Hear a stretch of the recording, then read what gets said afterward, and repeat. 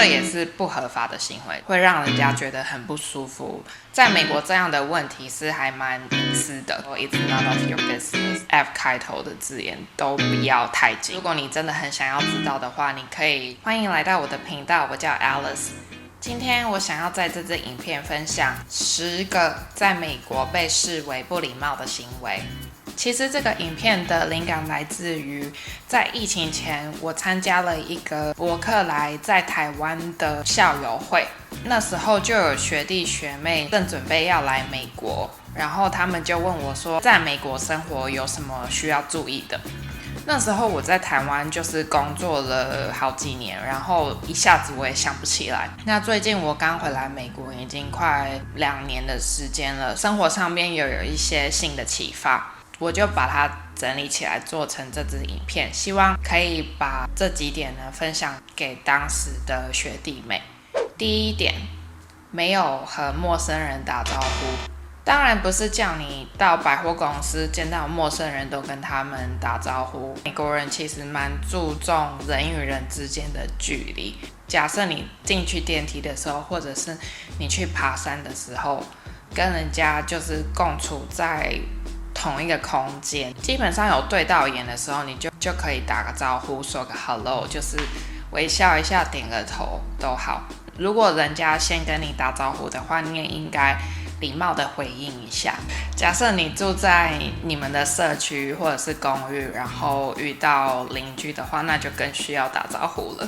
也有人会问，如果流浪汉一直搭讪你，该怎么办？问我就对了，因为以前在 Berkeley 校园周围呢，其实有蛮多的流浪汉的。我那时候每天上课都需要经过至少5个流浪汉，然后我们是学生，也没有时间为他们停下来。如果你们刚好跟他对到眼的话，我会建议你可以跟他们讲一下说，不好意思，我现在没有时间，我在赶时间。你就说 Sorry, I don't have time, I'm in a rush. Have a good day. 不要就是把人家当成空气，除非你真的没有看到啦。如果你遇到比较凶悍的流浪汉的话，因为没有跟他们打招呼，可能你在离开的时候，他们会在你后面讲一些三字经啊，或者是 F 开头的字眼，都不要太惊讶，因为他们会觉得你没有尊重他。那在美国就是这样，如果别人跟你打招呼，然后你没有打招呼的话，那就是不尊重别人。第二点，不顾不讲中文的朋友在场，任意用中文聊天。我觉得这样是蛮没有礼貌的，就是我懂我们就是国际留学生，可能在异国他乡，遇到会讲中文的人都会特别的兴奋，特别是这个聚会如果是2个人以上都讲中文的话，我们就会更想要只讲中文，所以很容易把就是在场讲英文的朋友晾在一旁，冷落他们。这样在美国是还蛮没有礼貌的行为，因为这样的场面会让人家觉得很不舒服，然后整个场面也会蛮尴尬的。所以我建议大家参加聚会的时候，如果大部分人都是讲英文的话，就尽量不要讲中文。第3点，进门的时候没有为下一个人留门。在美国进出门的时候呢，请注意一下后面有没有人要跟上来。那如果有人要跟上来的话，你就帮他留下门，让人家进来，不要一下子就松手，因为门会这样反弹上来，而且可能后面有人的话，可能会砸到人家。当然，如果你是走在后面的人，前面有人帮你留门的话，也请你就是加快脚步，不要让人家等太久。虽然以美国的文化，一般都会有人帮你留门，但也不是人家的义务去帮你留门，所以请记得不要忘记跟人家说谢谢。第4点，大声呼喊服务生可能会被视为在美国不礼貌的行为。一般你到美国的餐厅，会有服务生会告诉你说他叫什么名字，然后他是你今天的服务生，意思就是如果你有什么需要的话，你都应该找这个服务生，就是请你不要就是呼喊其他的服务生，其他的服务生可能都不会理你，因为在美国就是特定的桌子，它有特定的服务生，所以就是如果你有什么需要的话，你就不要大声呼喊啊，然后就千万不要这样叫他过来。你可以就是静静的等，看那个服务生如果走过来的话，你可以跟他就是对眼示意他过来，你不需要就是在餐厅里面大喊服务生这样。然后用餐结束的时候也可以跟服务员说声谢谢，尽管你已经付了小费。这时候你说谢谢的意思就是谢谢他付出的劳动这样。然后第5点呢，就是在公众场合大声喧哗，是在美国被视为不礼貌的行为。虽然我知道大家看美国电影还是电视剧，觉得就很多爱闹的人可能讲话很大声啊，然后发出很多声响，但其实在美国餐厅里面，除非你是在酒吧或者是那种看球赛的餐厅，一般你在餐厅用餐的习惯都还是会尽量保持低调，然后讲话也会注意音量。说实在的，这一点我其实也是要讲给自己听的，因为我讲话也是蛮大声的，然后身旁的人也会提醒我一下这样。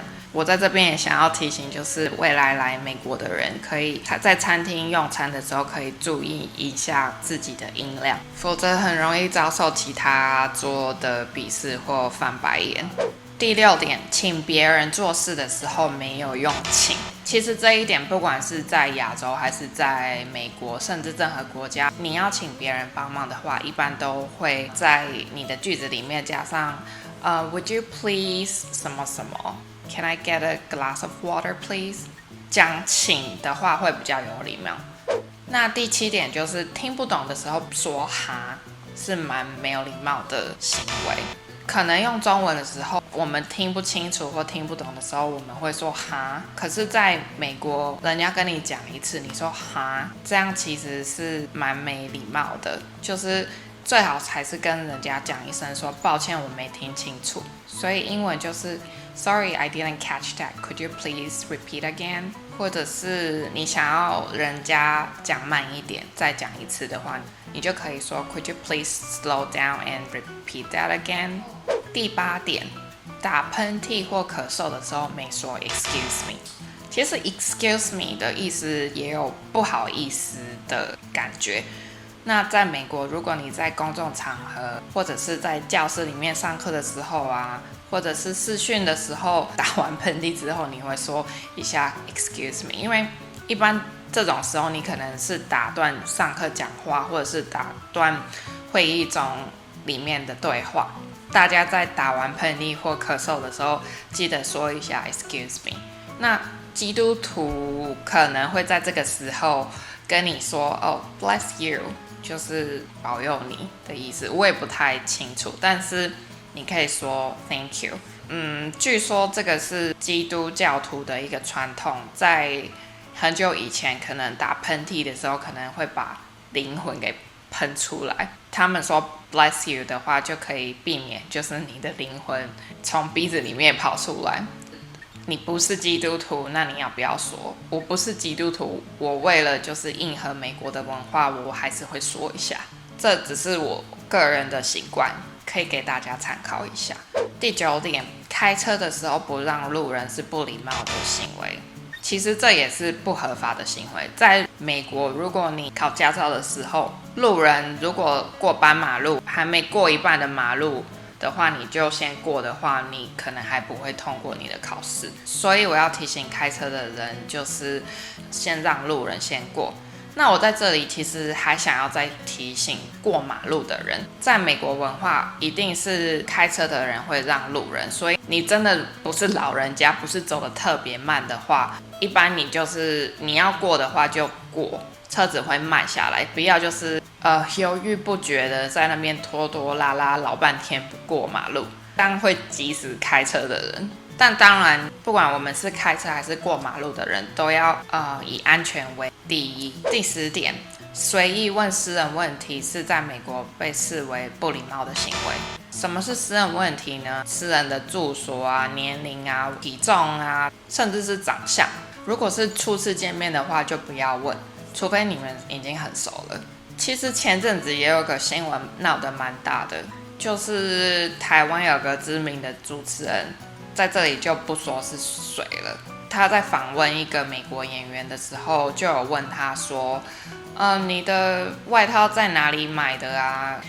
那这个美国男演员他就觉得很冒犯，然后直接说 "It's none of your business"， 关你什么事啊？在美国这样的问题是还蛮隐私的。如果你真的有什么想要知道人家的隐私问题的话，你可以直接问，然后呢，你可以在问完之后加一句说 "If you don't feel comfortable, you don't have to answer"。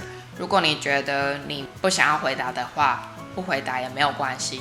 一般讲完这一句之后，人家就可能会告诉你说，哦，他不想要说的原因，或者是他就很爽快的，我不介意啊，我直接告诉你是什么。其实以上我总结的10个在美国被视为不礼貌的行为，也都不是说10分绝对的。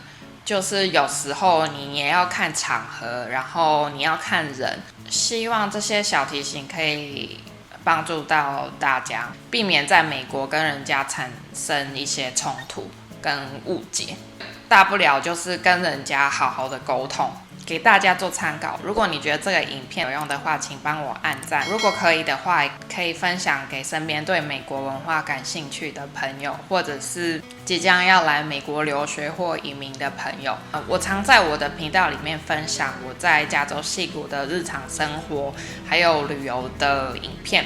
那我未来也打算多做一些跟留学相关的影片。如果你对于这方面的影片感兴趣的话，欢迎订阅我的频道。OK， 今天的影片就到这边，谢谢观看，我们下次见。